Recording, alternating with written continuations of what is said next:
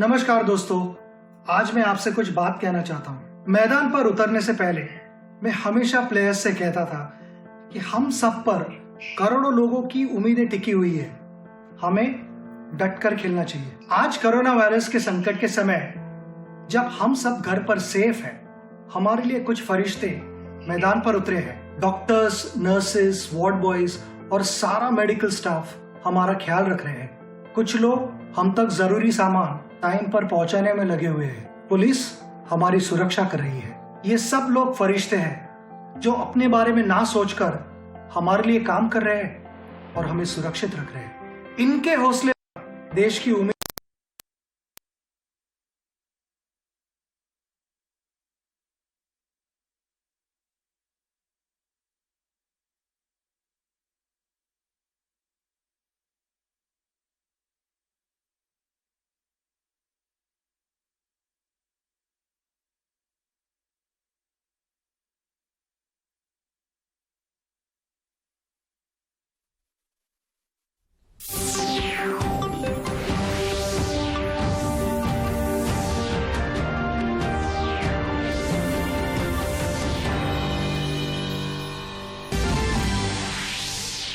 जनजातीय कार्य और वन, पर्यावरण एवं जलवायु परिवर्तन मंत्रालय के बीच संयुक्त घोषणा पत्र पर हस्ताक्षर। वन संसाधनों के प्रबंधन में जनजातीय समुदायों का होगा और अधिक सशक्तिकरण। राज्य सरकार तकनीकी शिक्षा के लिए गरीब छात्राओं को हर साल 1 लाख रुपए की देगी सहायता राशि। मुख्यमंत्री हेमंत सोरेन ने संबंधित प्रस्ताव को दी मंजूरी। झारखंड में बड़े पैमाने पर पुलिस और प्रशासनिक फेरबदल। 7 जिलों के उपायुक्त और 2 जिलों के पुलिस अधीक्षक बदले।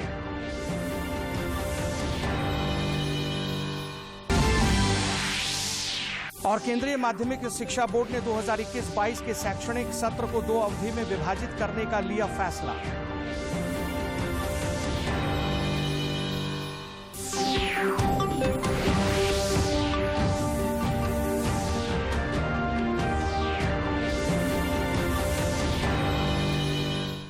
नमस्कार, खबरें झारखंड में आपका स्वागत है। इस वक्त की तमाम अहम खबरों के साथ हाजिर हूं मैं राहुल शर्मा। बुलेटिन की शुरुआत से पहले ये जरूरी संदेश। देश भर में 18 वर्ष से अधिक आयु के सभी लोगों के लिए सरकारी केंद्रों में निःशुल्क टीकाकरण अभियान चलाया जा रहा है। दूरदर्शन आप लोगों से अपील करता है कि कोविड रोधी टीका जरूर से लगवाएं। कोरोना महामारी के प्रति कोई भी लापरवाही न बरतें। जब तक आवश्यक न हो घर से बाहर न निकलें और इन आसान उपायों का पालन करें। मास्क लगाएं, 2 गज की सुरक्षित दूरी बनाए रखें, बार बार हाथ धोएं और चेहरा साफ रखें। कोविड से संबंधित जानकारी और मार्गदर्शन के लिए राष्ट्रीय हेल्पलाइन काम कर रही हैं। इनके नंबर हैं 011239780046 और 1075। इसके अलावा राज्य हेल्पलाइन नंबर 104 डायल कर समस्या का त्वरित समाधान किया जा सकता है। और अब समाचार विस्तार से। कोविड के खिलाफ जारी जंग में देश को लगातार सफलता मिल रही है।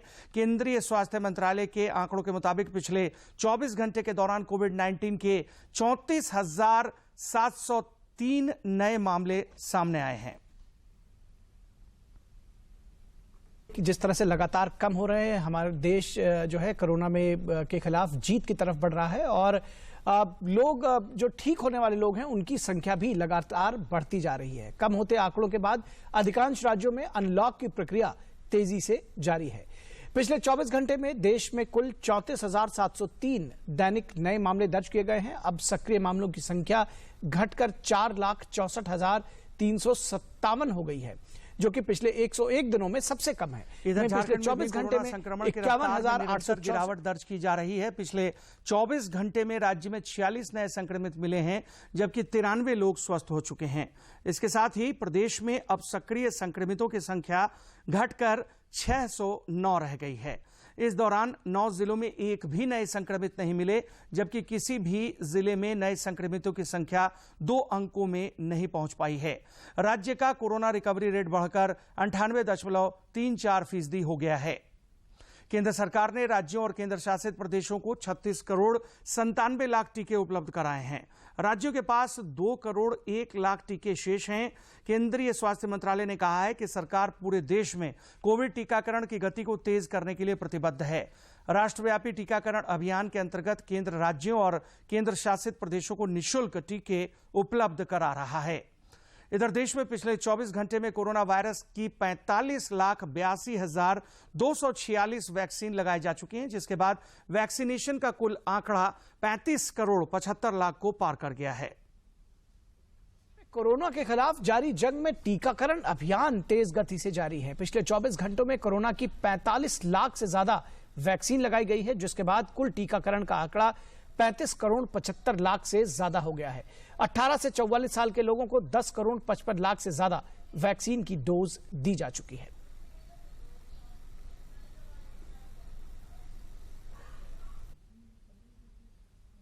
झारखंड में अब तक 72 लाख से अधिक लोगों को कोरोना का टीका लगाया जा चुका है। स्वास्थ्य विभाग के अनुसार राज्य में 5 जुलाई तक 60,57,000 से ज्यादा लोगों को टीके का पहला डोज और 11,42,000 से अधिक लोगों को दूसरा डोज दिया जा चुका है। राज्य में अभी 3,30,000 से अधिक डोज स्टॉक में मौजूद है।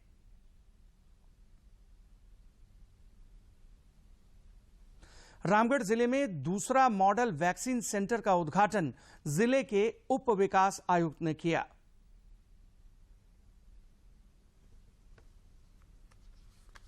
रामगढ़ के जिमखाना क्लब में आज दूसरे मॉडल वैक्सीनेशन सेंटर का उद्घाटन होने से लोगों की परेशानियां कम होने की उम्मीद है। उप विकास आयुक्त नागेंद्र सिन्हा ने बताया कि जिले में अब तक 2 लाख से ज्यादा लोगों को कोविड-19 वैक्सीन का टीका दिया जा चुका है। और अगल बगल भी हम लोगों ने प्रयास किया कि सेंटर चलाया जाए ताकि लोग जो है ज्यादा से ज्यादा लोग आते। मौके पर पहुंची अनुमंडल पदाधिकारी कीर्ति श्री ने बताया कि भारत सरकार के गाइड अनुसार अब यह वैक्सीन गर्भवती महिलाओं को भी दिया जा सकता है। गवर्नमेंट ऑफ इंडिया ने ये निर्णय लिया है कि गर्भवती महिला को भी वैक्सीनेशन ले सकते हैं। समाज सेवी और जिमखाना क्लब के अध्यक्ष विनय कुमार का मानना है कि इस महामारी से निपटने का वैक्सीन ही एकमात्र उपाय है। करेंगे ताकि शहर के ज्यादा से ज्यादा संख्या में टीकाकरण हो सके और इस महामारी से एक ही उपाय है टीकाकरण। वैक्सीन लेने पहुंची एक छात्रा ने बताया कि उसे वैक्सीन लेने में कोई दिक्कत नहीं हुई। लेने में कोई दिक्कत नहीं है, ये कोरोना महामारी से बचाएगा, सभी को ये वैक्सीन लेना चाहिए। राज्य की ओर से वैक्सीनेशन को लेकर जगह जगह टीकाकरण केंद्र बनाए जा रहे हैं। वहीं मोबाइल टीकाकरण वैन के माध्यम से ही बुजुर्गों और दिव्यांगजनों को वैक्सीन लेने की सुविधा प्रदान की जा रही है। रामगढ़ से के तिवारी की रिपोर्ट। केंद्र सरकार ने वन संसाधनों के प्रबंधन में जनजातीय समुदायों को और अधिकार देने का फैसला लिया है। जनजातीय कार्य मंत्री अर्जुन मुंडा और वन, पर्यावरण और जलवायु परिवर्तन मंत्री प्रकाश जावड़ेकर ने आज नई दिल्ली में इस संबंध में संयुक्त घोषणा पत्र को जारी किया। यह घोषणा पत्र अनुसूचित जनजाति और अन्य पारंपरिक वनवासी अधिनियम 2006 के प्रभावी कार्यान्वयन के लिए तैयार किया गया है।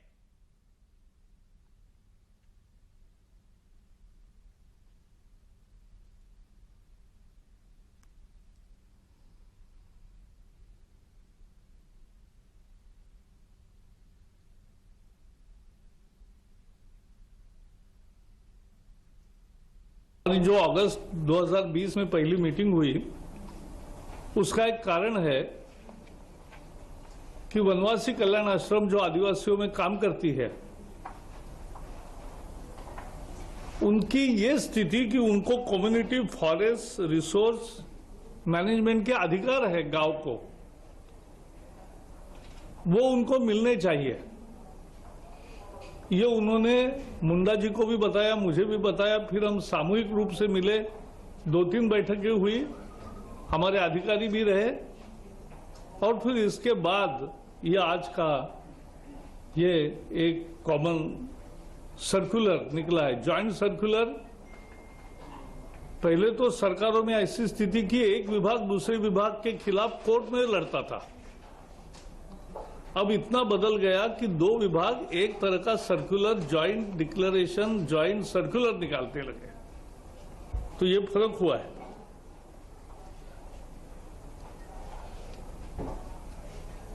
आखिर फॉरेस्ट विभाग की या ट्राइबल अफेयर्स विभाग की जो निर्मित हुई, उसके पहले से ट्राइबल है और उसके पहले से जंगल है। कौन रखता था जंगल को? कौन विकास करता था, कौन संरक्षण करता था? नेचुरली वहां रहने वाले लोग, और जिसका वर्णन मुंडा जी ने किया कि वो देवता है, ज्यादा बारिश आए तो भी वहां जाएंगे, कम बारिश हुई तो भी वहां जाएंगे,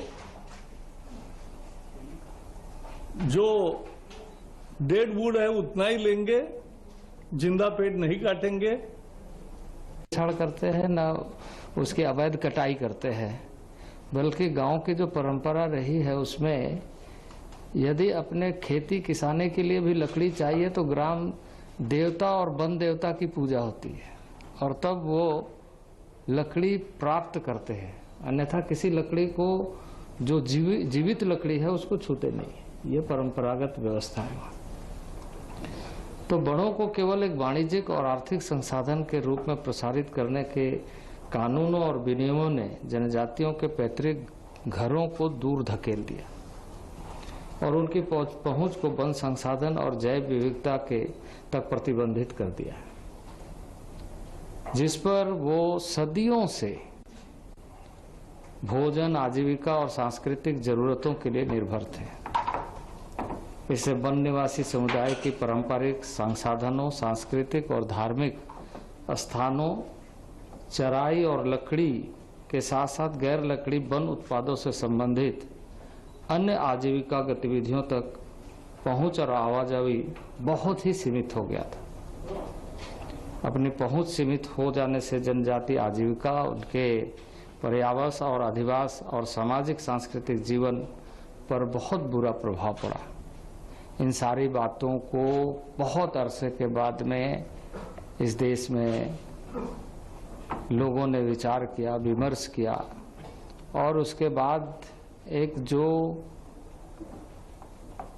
उनके साथ माना गया कि इनजस्टिस हुआ है, क्योंकि वो जंगल के दावेदार नहीं है, जंगल के रखवाले हैं और रखवाले दावेदार हैं इस दृष्टि से क्योंकि उसमें अपनत्व का भाव है।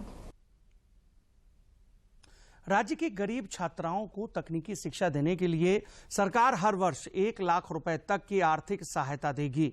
मेधावी गरीब छात्राओं को देश भर के तकनीकी शिक्षण संस्थानों में नामांकन के बाद आर्थिक सहायता देने की योजना को मुख्यमंत्री हेमंत सोरेन ने मंजूरी प्रदान की है। अधिकतम 200 छात्राओं को आर्थिक सहायता उपलब्ध कराने पर हर वर्ष लगभग 2 करोड़ रुपए खर्च होंगे।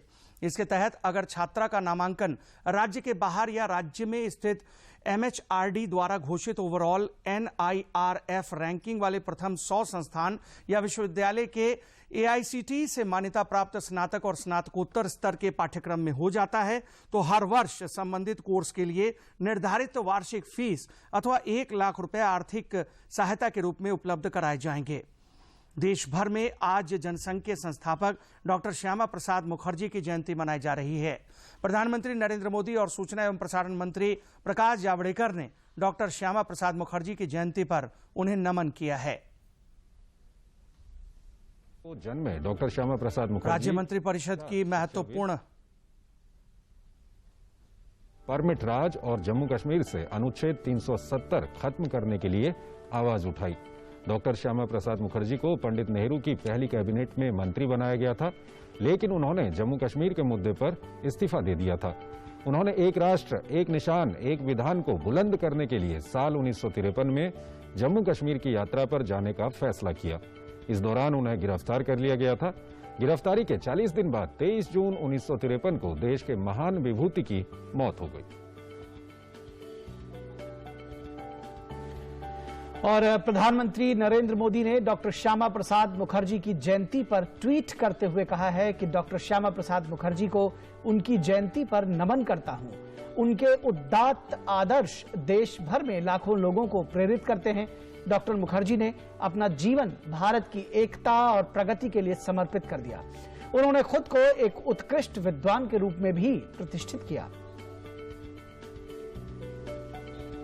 और केंद्रीय सूचना एवं प्रसारण मंत्री प्रकाश जावड़ेकर ने भी ट्वीट किया और डॉक्टर श्यामा प्रसाद मुखर्जी को श्रद्धांजलि दी। अपने ट्वीट में प्रकाश जावड़ेकर ने कहा कि देशभक्त और राष्ट्रवादी डॉक्टर श्यामा प्रसाद मुखर्जी ने भारत की एकता और अखंडता के लिए अपना जीवन समर्पित किया। हमारे प्रेरणा स्रोत और एक प्रखर राष्ट्रवादी विचारक श्रद्धेय डॉक्टर श्यामा प्रसाद मुखर्जी की जयंती पर उन्हें कोटि कोटि नमन। त्रिपुरा के राज्यपाल रमेश कुमार बैस अब झारखंड के अगले राज्यपाल होंगे। मौजूदा राज्यपाल द्रौपदी मुर्मू का 5 वर्षों का अवधि विस्तार पहले ही पूरा हो चुका था और उन्हें लगातार अवधि विस्तार दिया जा रहा था। रमेश कुमार बैस छत्तीसगढ़ से सांसद भी रह चुके हैं। राज्य के पूर्व मुख्यमंत्री और भारतीय जनता पार्टी के राष्ट्रीय उपाध्यक्ष रघुवर दास ने रमेश कुमार बैस को राज्यपाल बनाए जाने पर बधाई दी है।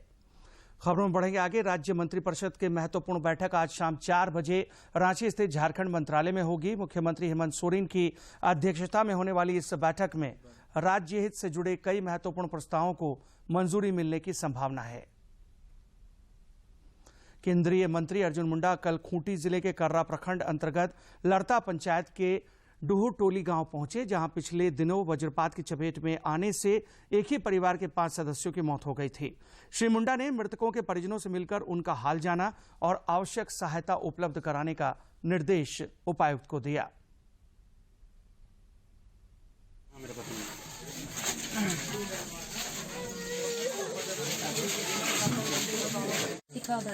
है आंगनबाड़ी केंद्र यहाँ नहीं है? नहीं है।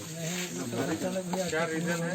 वीडियो पास से 5 लोगों की मृत्यु हो गई। एक अबोध बालक और एक छोटी सी बच्ची उसमें बच गई है। उसके परिवार के अन्य लोग हैं, उसके देखभाल के बारे में, उनकी समस्या, उनके जो आने वाले दिनों में चुनौती हैं उसके बारे में हमने आज पूरी जानकारी ली है। जिला प्रशासन से हमने बात किया है और फिर आगे बात करेंगे तो उसके भविष्य में कठिनाई न हो इसकी कैसे चिंता की जाए। समाचारों का सिलसिला आगे भी जारी रहेगा, लेकिन इस विराम के बाद। झारखंड के समस्त वासियों को नमस्कार।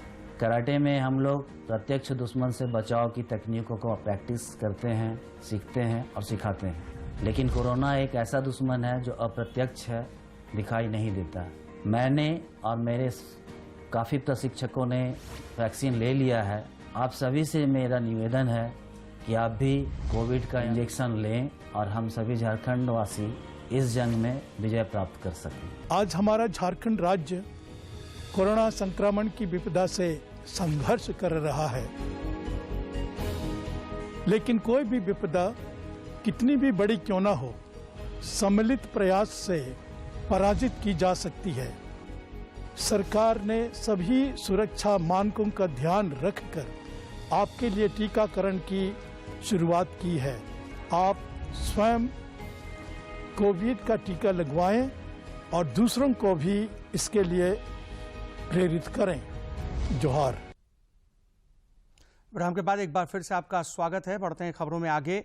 नाबार्ड के मुख्य महाप्रबंधक जीके नायर ने कल मुख्यमंत्री हेमंत सोरेन से मुलाकात की। इस दौरान उन्होंने मुख्यमंत्री को नाबार्ड द्वारा राज्य में चलाई जा रही योजनाओं, गतिविधियों और अन्य कार्यों की जानकारी दी। मुख्यमंत्री ने मुख्य महाप्रबंधक से कहा कि राज्य में लैंप्स, पैक्स और गोदाम के निर्माण में नाबार्ड सहयोग करे।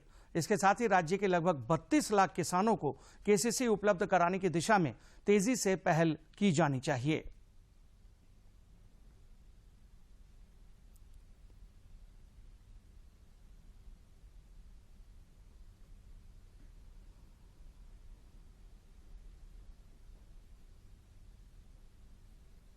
झारखंड सरकार ने बड़े पैमाने पर पुलिस प्रशासनिक अधिकारियों का स्थानांतरण और पदस्थापन किया है। इसके तहत भारतीय प्रशासनिक सेवा के 31 अधिकारियों और भारतीय पुलिस सेवा के 8 पदाधिकारियों का तबादला किया जा चुका है। राज्य के 7 जिलों बोकारो, धनबाद, दुमका, रामगढ़, कोडरमा, चतरा और पाकुड़ के उपायुक्त बदल दिए गए हैं, जबकि पलामू और धनबाद के पुलिस अधीक्षक का भी तबादला कर दिया गया है। इसके अलावा हजारीबाग, बोकारो और कोल्हान रेंज के डीआईजी बदल दिए गए हैं। इधर केंद्रीय माध्यमिक शिक्षा बोर्ड सीबीएसई ने 2021-22 के शैक्षणिक सत्र को 2 अवधि में विभाजित करने का फैसला लिया है। प्रत्येक अवधि में लगभग 50% पाठ्यक्रम शामिल होंगे। बोर्ड ने एक बयान में कहा है कि शैक्षणिक सत्र 2021-22 का विभाजन विषय विशेषज्ञों के विचारों और विषयों के परस्पर संबंधों को ध्यान में रखते हुए प्रणालीबद्ध दृष्टिकोण के आधार पर किया जाएगा। सीबीएसई ने कहा है कि बोर्ड विभाजित पाठ्यक्रम के आधार पर प्रत्येक अवधि के अंत में परीक्षाएं आयोजित करेगा।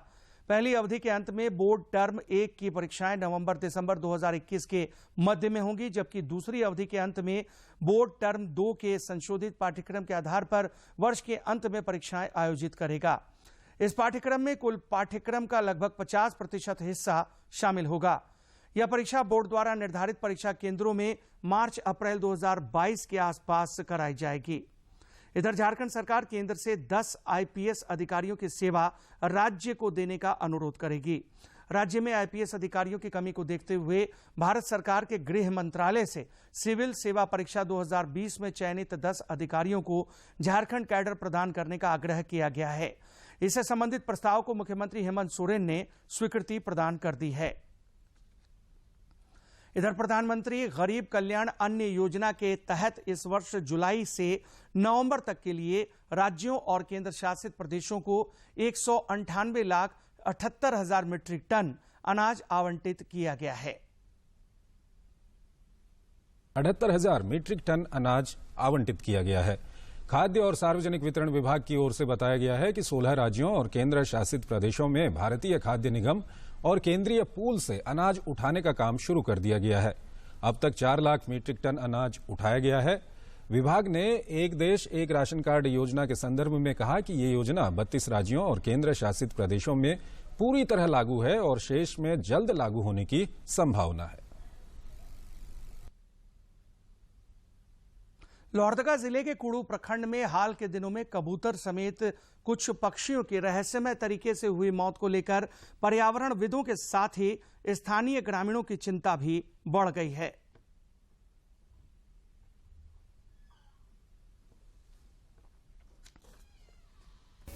लोहरदगा जिले में कुड़ू प्रखंड के टाटी पंचायत के विभिन्न गांवों में कबूतरों की मौत मामले में पशु चिकित्सा पदाधिकारी डॉक्टर तनवीर अख्तर का मानना है कि इन मौत के पीछे पक्षियों में विकसित होने वाली बुरी आदत पंख नोचवा कैनिबालिज्म जिम्मेवार हो सकती है। इस बीमारी में पक्षियों के शरीर के विभिन्न हिस्सों को नोचकर घायल कर देते हैं। कुछ दिनों से ये खबर आ रही है कि कबूतर और पक्षियों में गर्दन के नीचे जख्म की शिकायत मिल रही है। कुछ पशुपालक भाई और किसान ये शिकायत कर रहे हैं और अखबार के माध्यम से भी हमें पता चला कि ऐसी समस्याएं पशुपालकों के बीच पे उनके पक्षियों में आ रही है। स्थानीय ग्रामीण पक्षियों की इस तरह से हो रही मौत से चिंतित हैं। ग्रामीणों की सूचना पर पशुपालन विभाग की टीम सैंपल साथ ले गई और जांच रिपोर्ट आने पर कबूतरों की हो रही मौत के कारणों का खुलासा हो सकता है। देखा जा रहा 15-20 दिन से कि माथा का नीचे से सिर का नीचे से हल्का ब्लड आ रहा है कबूतर में। पहले कबूतर को अपने से सिर से नीचे पूरा ब्लड के साथ देख रहे हैं। कोरोना संक्रमण काल में कबूतर या अन्य पक्षियों की इस तरह से हो रही मौत चिंताजनक है। यही कारण है कि पशुपालन विभाग की टीम पूरे मामले की जांच में जुट गई है। लोहरदगा से आसिफ रजा की रिपोर्ट। विश्व को शांति का संदेश देने वाले भगवान बुद्ध ने देश विदेश के कई स्थलों का भ्रमण किया था। भगवान के कदम जहां जहां पड़े उन स्थलों को बौद्ध तीर्थ स्थल के रूप में जाना जाता है।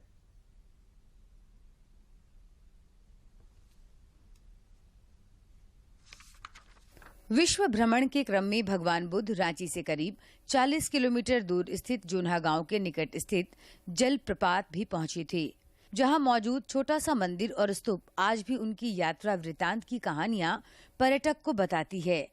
कल कल करती संगीतमय लहरों के बीच करीब 150 फीट ऊंचाई से गिर रहे इस झरने में कभी भगवान गौतम बुद्ध ने भी स्नान किया था। गौतम धारा के एक छोर पर भगवान बुद्ध को समर्पित एक मंदिर और आश्रम है, जिसे राजा बालदेव दास बिरला के वंशज ने बनवाया था। स्थानीय लोग जोन्हा नाला भी कहते हैं, क्योंकि इसकी धारा गंगा घाट से आती है। गौतम बुद्ध आए थे और उसके बाद यहाँ पर मंदिर बनाया गया। मंदिर का नाम से यहाँ गौतम धारा बना और फिर गांव का विकास भी हुआ। रोड बना, रोड के बाद फॉल नीचे जाने के लिए सीढ़ी बना और क्या बोलते हैं स्टेशन भी बना उसके नाम से। इतिहास के कई पन्नों को अपने आप में समेटे यह स्थल शोध करने वाले छात्रों के लिए जिज्ञासा का विषय बना हुआ है।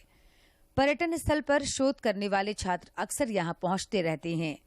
रांची से गए छात्र इस ऐतिहासिक स्थल पर आकर छात्र काफी उत्साहित दिखे। गौतम बुद्ध के बारे में जो कुछ जानकारियां हासिल करना चाहता हूँ, जिसके लिए मैंने सुना था कि इस अगल बगल में गौतम धारा के नाम से कुछ स्थान है जो जोना फॉल के नाम से भी जाना जाता है। भगवान गौतम बुद्ध से जुड़े इस ऐतिहासिक स्थल को देखने के लिए रांची और आसपास के जिलों से प्रतिदिन बड़ी संख्या में लोग पहुंचते हैं। बोकारो से पहुंचे एक पर्यटक का कहना है कि जर्जर हो रहे मंदिर और आश्रम को संरक्षित करने के लिए पहल होनी चाहिए। गौतम बुद्ध का बहुत पुराना मंदिर है, उसे थोड़ा हमको भी मन किया कि थोड़ा देखने आना चाहिए हमको भी, तो हम वही देखने के लिए आए। तो यहाँ देखें तो कि बहुत सा टूट पाट गया है, तो थोड़ा हमको भी लगा कि यहाँ काम होना चाहिए। भगवान बुद्ध की यात्रा वृतांत से जुड़े होने के कारण इस ऐतिहासिक स्थल को लेकर गौतम धारा के नाम से भी जाना जाता है। इसके पास ही स्थित रेलवे के एक स्टेशन का नाम भी गौतम धारा रखा गया है। वहीं जोन्हा गांव के निकट होने के कारण लोग इसे जोन्हा फॉल के नाम से भी जानते हैं। रांची से कर्मवीर की रिपोर्ट। टोक्यो ओलंपिक में मीराबाई चानू पदक की प्रमुख दावेदार मानी जा रही हैं। देखिए खास रिपोर्ट।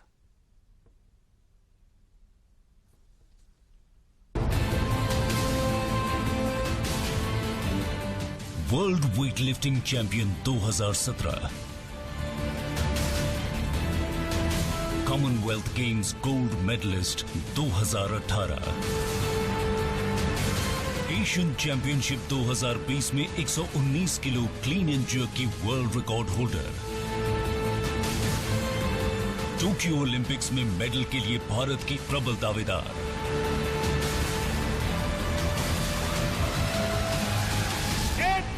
दुनिया के किसी कोने में हाथ में तिरंगा लेकर के दौड़ता है, सारे हिंदुस्तान में ऊर्जा भर देता है। प्रधानमंत्री जी के इसी आह्वान और देश की उम्मीद को मजबूती दे रही है पद्मश्री साइखोम मीराबाई चानू। नोंगपो काकचिंग मणिपुर में एक साधारण से परिवार में जन्मी मीराबाई ने अपनी वेट लिफ्टिंग की असाधारण यात्रा इम्फाल से शुरू की। फिर 2012 में अंतर्राष्ट्रीय स्तर पर अपनी दावेदारी पक्की करने के बाद 2016 के रियो ओलंपिक्स में मीराबाई को निराश भी होना पड़ा। मेरा फर्स्ट ओलंपिक था, इसीलिए मैं थोड़ा सा नर्वस हो गई थी स्टेज में, तो इसीलिए मैं मेडल नहीं ले पाया। अब मीराबाई चानू टोक्यो ओलंपिक्स के सबसे ऊंचे पायदान पर पांव जमाने को तैयार हैं। गवर्नमेंट ऑफ इंडिया का बहुत सपोर्ट रहा मेरा कैरियर। और बुलेटिन के आखिर में मुख्य समाचार एक बार फिर।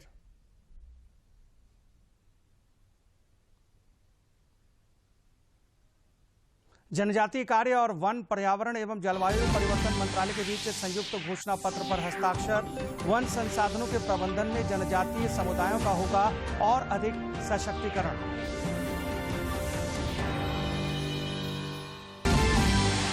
राज्य सरकार तकनीकी शिक्षा के लिए गरीब छात्राओं को हर साल 1 लाख रुपए की देगी सहायता राशि। मुख्यमंत्री हेमंत सोरेन ने संबंधित प्रस्ताव को दी मंजूरी।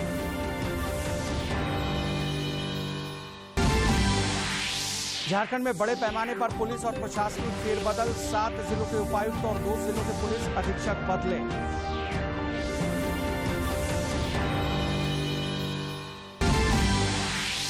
और केंद्रीय माध्यमिक शिक्षा बोर्ड ने 2021-22 के शैक्षणिक सत्र को 2 अवधि में विभाजित करने का लिया फैसला।